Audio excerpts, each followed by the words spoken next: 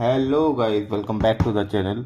आज हम बात करते हैं रेगुलर एक्सप्रेशन के क्लोजर प्रॉपर्टीज़ के बारे में। चाहे तो रेगुलर एक्सप्रेशन क्लोजर प्रॉपर्टी कह लीजिए, चाहे फाइनाइट ऑटोमेटा क्लोजर प्रॉपर्टी कह लीजिए, चाहे रेगुलर लैंग्वेज की क्लोजर प्रॉपर्टी कह लीजिए।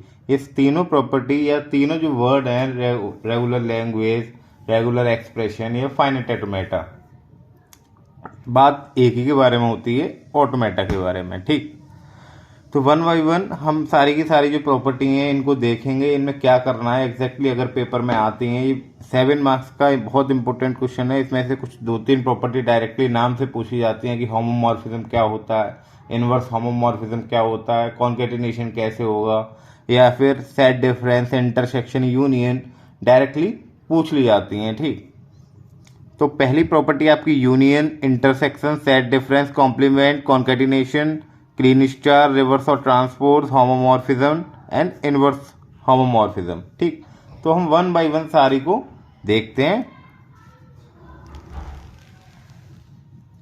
पहली प्रॉपर्टी है आपकी यूनियन। अब आपको जैसे पता है कि यूनियन क्या करता है, union just combine all the things and reduce the duplicacy. ठीक, अगर जैसे कोई दो सेट दे रखे हैं, उन सेट को कंबाइन करने के लिए हम यूनियन का यूज करते हैं, और उस यूनियन करने के बाद उसमें अगर कोई भी एलिमेंटों के बीच में डुप्लीकेसी क्रिएट हो रही है तो we just remove this duplicacy.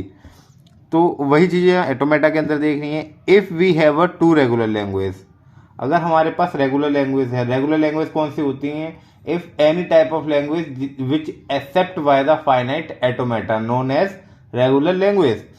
If we have two regular languages L1 and L2, then its union, that is L1 union L2, should be regular language. This method called union of two regular language, किसके अंदर? Union operation के अंदर।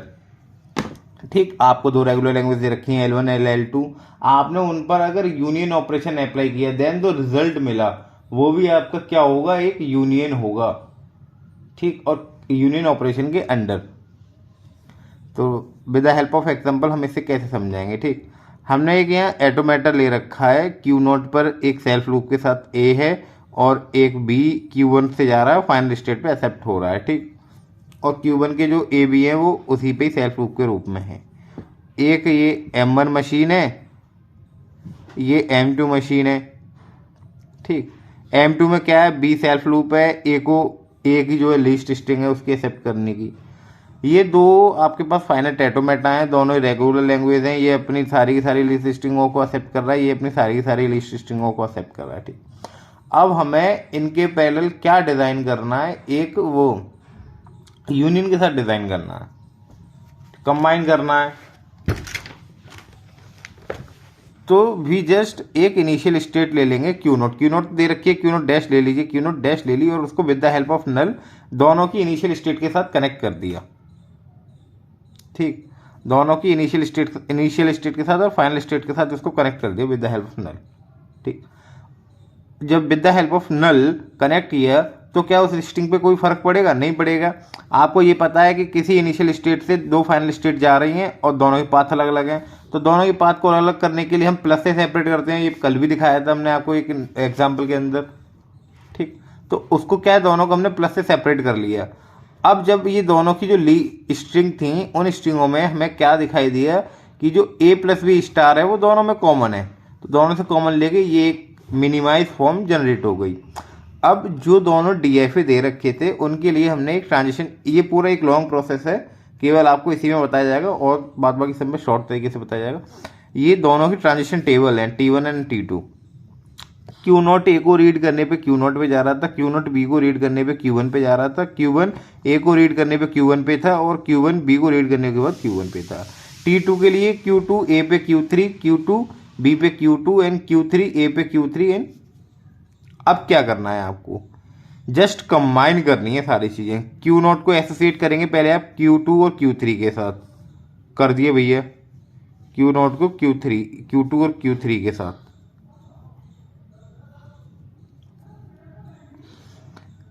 फिर Q1 को करेंगे और इनकी जो रेस्पेक्टिव स्टेट होंगे उन दोनों को क्या कर लेंगे? यूनियन कर लेंगे। जैसे क्यू नोट ए पे कहाँ जा रहा था? क्यू नोट पे, और हमने Q2 के साथ किया है ना, तो Q2 ये पे कहाँ जा रहा है, Q3 पे, Q0 और Q3, ठीक। Q0 B पे कहाँ जा रहा है, Q1 पे, Q2 B पे कहाँ जा रहा है, Q2 पे, ठीक। जस्ट कंबाइन कर दिया हमने। अब जैसे ही ये कंबाइन ट्रांजिशन टेबल डिज़ाइन की, इस कंबाइन ट्रांजिशन टेबल को डिज़ाइन करने के बाद अब दोनों की जिसमें भी फाइनल स्टेट आ रही हो, लीस्ट एक सिंगल फाइनल स्टेट भी आ रही हो, दोनों की फाइनल स्टेट कौन कौन सी थी, Q3 एंड Q1। अब आपने देखा कि ये दूसरी वाली जो आपकी रो है उसमें Q3 आ रहा है, ये थर्ड वाली रो है इसमें भी Q3 आ रहा है, और लास्ट वाली में क्या आ रहा है, Q1 आ रहा है। तीनों की तीनों कैसे फाइनल स्टेट। अब हमें जो DFA डिज़ाइन करेंगे, उस DFA को डिज़ाइन करने के लिए 3 फाइनल स्टेट बनानी पड़ेंगी, एक इनिशियल स्टेट बनानी पड़ेगी। ये क्या है, आपके यूनियन ऑपरेशन के बाद ये DFA डिज़ाइन हुआ है, ठीक। तो ये कंप्लीटली एक यूनियन के अंदर आपको करना पड़ेगा। ऐसे ही ये सारा का सारा प्रोसेस आपको ढेर सारी जितनी प्रॉपर्टी दे रखी है सारी में कवर करना पड़ेगा, ठीक। अब बात करते हैं इंटरसेक्शन के बारे में, ठीक। इंटरसेक्शन क्या करता है, कॉमन, दोनों लैंग्वेजेस का कॉमन, ठीक। If we have a two regular language, हमारे पास वही पुरानी वाली 2 रेगुलर लैंग्वेज हैं, दोनों पुरानी वाली रेगुलर लैंग्वेज क्या थी, नोट कर लेते हैं। A plus B star A star B, ये तो L1 और L2, A plus B star B star A, ये जो रेगुलर लैंग्वेज दे रखी थी हमें प्रीवियस वीडियो में, उनकी हेल्प से हमने वहाँ सारा प्रोसेस कर करा के एक ऐसी ट्रांजिशन टेबल डिज़ाइन की। जब वहाँ ट्रांजिशन टेबल डिज़ाइन की तो हमने ये कह दिया था कि जहाँ भी एक सिंगल फाइनल स्टेट आ रही हो, वो पूरी की पूरी क्या फाइनल स्टेट कंसीडर की जाएगी। अब जब बात इंटरसेक्शन की हो रही है तो फाइनल स्टेट दोनों ही होनी चाहिए, एक लीस्ट फाइनल स्टेट को हम फाइनल स्टेट कंसीडर नहीं करेंगे, फाइनल स्टेट दोनों ही होनी चाहिए। तो जो लास्ट वाली रो आई थी Q1 एंड Q3 वाली, ये हमारी फाइनल स्टेट आई थी। अदरवाइज इन दोनों में एक सिंगल फाइनल स्टेट थी, इसमें दोनों ही फाइनल स्टेट थी, तो अब इसको फाइनल स्टेट कंसीडर किया जाएगा और इन दोनों को फाइनल स्टेट कंसीडर नहीं किया जाएगा। जो पहली वाली थी वो तो आपकी इनिशियल वो थी स्टेट, अब इन दोनों को एज हम इंटरमीडिएट स्टेट रीड करेंगे और लास्ट वाले को फाइनल स्टेट।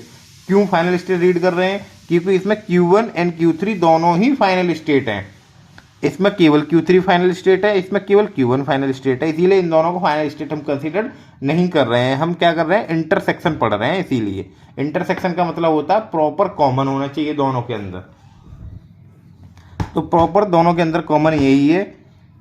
लेकिन आप जब अपने पेपर में सॉल्व करेंगे, अगर प्रॉपर इंटरसेक्शन के बारे में आया तो यही आप इनके लिए पहले DFA डिज़ाइन करेंगे, देन इनकी एक वो कंबाइन पहले डायग्राम बनाएंगे, डायग्राम बनाने के बाद उसके लिए एक ट्रांजिशन टेबल डिज़ाइन करेंगे, ट्रांजिशन टेबल को कंबाइन करेंगे, देन आप जब जाकर इस डायग्राम पे पहुंचेंगे, ठीक। अब सारी चीज़ें सेम है, कोई डिफरेंस नहीं है, केवल एक फाइनल स्टेट है बस, और कोई पूरे डायग्राम के अंदर चेंज नहीं है, पहले ही जैसा है सब कुछ, ठीक। अब बात करते हैं थर्ड प्रॉपर्टी, सेट डिफरेंस, ठीक। तो सेट डिफरेंस क्या कहता है, अगर मुझे सेट डिफरेंस निकालना है, A माइनस बी का सेट डिफरेंस निकालना है, तो ये कहता है कि A के तो सारे एलिमेंट हों लेकिन B के एलिमेंट ना हों, वही तो होता है सेट डिफरेंस, ठीक। जैसे कि हमारे पास कोई A सेट था, इसमें कोई एलिमेंट था, ये B सेट है, ये कह लीजिए ABC, और इसके कह लीजिए BCD। अगर मैं कहता हूँ A minus B, then answer क्या आएगा, ए के जो सारे हों, B के ना हों, BC से BC कट गए, A बचा, A का लिख दिए, बात कर दो। ये होता set difference. If we have a two regular language, अगर हमारे पास 2 रेगुलर लैंग्वेज हैं L1 and L2, then it's set difference that is L minus L2, L1 minus L2 should be a regular language, ठीक। L1 minus L2, फिर हम L2 minus L1 दोनों तरीके से इसको देखेंगे, ठीक। वही प्रीवियस एग्जाम्पल की कंबाइंड ट्रांजिशन टेबल यहाँ बना रखी है, ठीक। अब ध्यान रखना क्या बात करनी है हमें, L1 minus L2, it means L1 के सारी फाइनल स्टेट कंसिडर की जाएंगी, L2 की फाइनल स्टेट कंसिडर की नहीं जाएंगी। तो L1 की फाइनल स्टेट जो आई थी वो किस में आई? पहले Q1 एंड Q2, यही तो थी। ठीक, तो उसकी हेल्प से हमने ये क्या डिज़ाइन कर दिया, जो पहली स्टेट आई थी यही आई थी, रीड करने पे यही आ गई थी फाइनल स्टेट। ठीक, उसको फाइनल बना देंगे, अदरवाइज सारी की सारी नॉन फाइनल स्टेट होंगी। पहली आपकी इंटरमीडिएट वो इनिशियल स्टेट होगी। ठीक, ये यहाँ डिज़ाइन कर दिया है उसके लिए L2 माइनस L1 ये वाला, क्योंकि इसमें जो पहली फाइनल स्टेट Q3 Q0 के साथ आ गई थी, इसीलिए उसी को हम फाइनल स्टेट बनाएंगे, अदरवाइज किसी और को फाइनल स्टेट नहीं बनाएंगे। ध्यान रखना, पहली जो दूसरे डायग्राम से पहली फाइनल स्टेट आई वो यहाँ आ गई थी, और जो दूसरी फाइनल स्टेट आई वो यहाँ आई, Q1 एंड Q3। ठीक, इसके अकॉर्डिंग ये डायग्राम डिज़ाइन किए गए हैं। अब आती है थर्ड प्रॉपर्टी, कॉम्प्लीमेंट। बहुत इंपॉर्टेंट प्रॉपर्टी है कॉम्प्लीमेंट, 2 नंबर में हमेशा मतलब बहुत बार पूछी गई है। ठीक, कॉम्प्लीमेंट है डायरेक्ट, ये इसका जनरल फॉर्मूला है। For complement of a language, किसी भी लैंग्वेज की कॉम्प्लीमेंट के लिए the complement of a regular language is also regular. जो कॉम्प्लीमेंट होता है रेगुलर लैंग्वेज का, वो भी रेगुलर लैंग्वेज ही होता है। यानी कि कोई रेगुलर लैंग्वेज दे रखी है, हमने पहले उसका क्या कॉम्प्लीमेंट फाइंड आउट किया है, देन जो कॉम्प्लीमेंट हमने उस रेगुलर लैंग्वेज का कंप्यूट किया है, तो वो कॉम्प्लीमेंट भी आपका रेगुलर लैंग्वेज ही कंसिडर किया जाता है। The finite automata should be in the DFA form. पहली कंडीशन कॉम्प्लीमेंट निकालने के लिए जो आपका फाइनाइट ऑटोमेटा है should be in the DFA form. Previous जितनी भी 3-4 जो प्रॉपर्टी डिस्कस की थी उनमें कोई ऐसा फंडा नहीं था कि DFA हो या NFA हो, इधर कुछ भी हो। यहाँ पर पहले ही रिस्ट्रिक्शन लगा दिया है कि जो finite automata should be in the DFA form. In the complement we change a final state as a non final state and a non final state as a final state. क्या करेंगे, जो final state होगी उसको तो हम non final state बना देंगे, और जो नॉन फाइनल स्टेट होगी उसको हम फाइनल स्टेट बना देंगे, जिससे कि जो जो टोटली जो कंपटीशन होगी वो उसकी एकदम कॉम्प्लीमेंट हो जाएगी। ठीक, जैसे कोई ये M1 मशीन थी, वही पुरानी वाली जो हमें पता है A*B A+B*, समझ रहे हैं कैसे? ये सेल्फ रूप है, इसके लिए A*, B को रीड किया कर लिया, A, B यानी कि A+B*, बहुत लीस्ट स्ट्रिंग है, इससे ज़्यादा बेस्ट एग्जांपल कोई होगा नहीं आपके लिए। अब transition diagram in the DFA form, so we can change a final to the non final. हमने कैसे कह दिया ये कि DFA फॉर्म में भैया Q0 के A भी वेल डिफाइन है, Q1 के भी A भी वेल डिफाइन है, दैट इज ये क्या है, एक DFA है। ठीक, अब क्या कह रखा था इन्होंने कि अगर DFA के फॉर्मेट में है तो फाइनल स्टेट को नॉन फाइनल बना दो और नॉन फाइनल को फाइनल बना दो। तो ये तो आपकी फाइनल थी, इसको नॉन फाइनल बना दिया, ये नॉन फाइनल थी, इसको फाइनल बना दिया। ठीक, ये हो गया कॉम्प्लीमेंट। ये क्वेश्चन हो रहा है आगे कॉम्प्लीमेंट का, इसको भी डिस्कस करते हैं क्या है। Find complement of the given transition diagram. ये एक ट्रांजिशन डायग्राम दे रखा है। अब लेकिन ये ट्रांजिशन डायग्राम दे रखा है, दिक्कत यहाँ पे ये है कि इसका जो है ये DFA फॉर्मेट में नहीं है।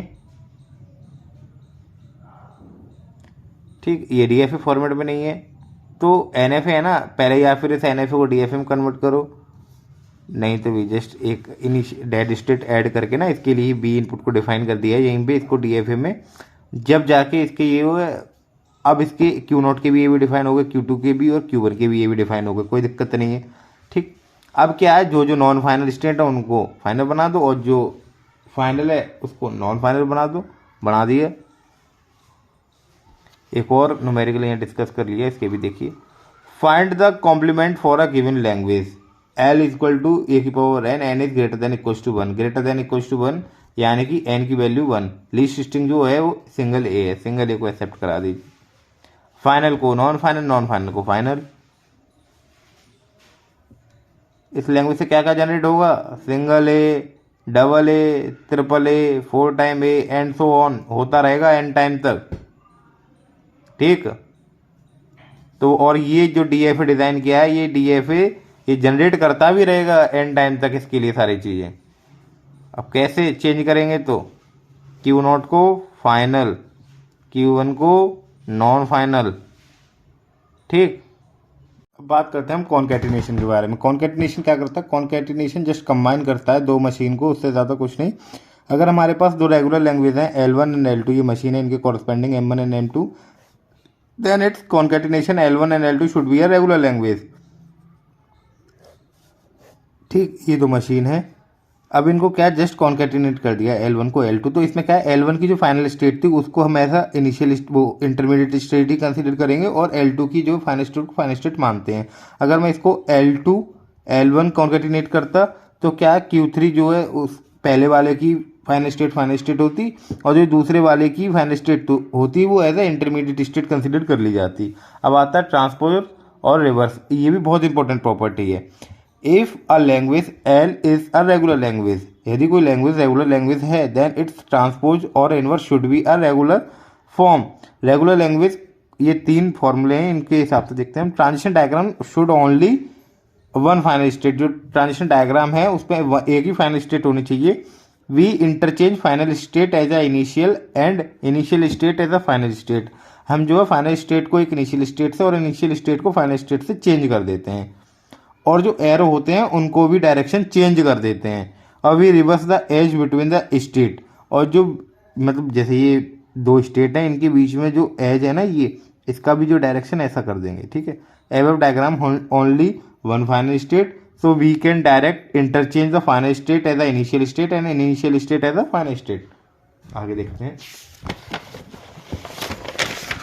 कुछ समझ में नहीं आता तब करते रहो। अब देखिए, फाइनल स्टेट को नॉन फाइनल और नॉन फाइनल को फाइनल बना दिया, ठीक है, और उसका डायरेक्शन भी चेंज कर दिया। अब जब डायरेक्शन चेंज कर दिया तो अब देखिए, अब जो स्ट्रिंग थी वो कैसे होगी। इससे तो A plus B star generate हो जाएगा, B A स्टार। पहले हमारी क्या थी, A star B, A plus B star था। इसका जो रिवर्स होता है वो क्या होगा, आपके सामने है। ठीक, अब एक और यहाँ डायग्राम देखा गया है, इसे और देख लीजिए। Find the transpose for the starting ended with A B से एंडेड होना चाहिए। ठीक, अब पहले तो डी एफ होना चाहिए, तो इसका भी बी डिफाइन है, इसका ए डिफाइन है, इसके ए बी दोनों डिफाइन है। ठीक, हमने जस्ट करा क्या है, फाइनल को नॉन फाइनल, फाइनल को नॉन फाइनल बना दिया, और सबके जो है एजेस चेंज कर दी, सबकी एजेस चेंज कर दी, और कोई काम नहीं किया पूरे डायग्राम के अंदर।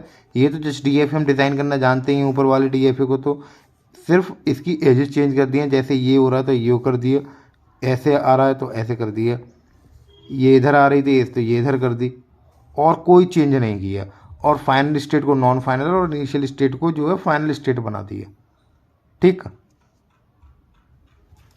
अब एक और है, इसी में थोड़ा सा बस देखने योग्य और कुछ नहीं है। When transition system having more than one final state, जब हमारे पास कोई डायग्रामों में ऐसा जाता है एक से ज़्यादा फाइनल स्टेट होते हैं तो क्या करते हैं। ठीक, उसके लिए एग्जाम्पल भी यहाँ लिख रखा है, तो देखिए। Above transition diagram having more than one final state, first convert this diagram in the form in which there only a single final state.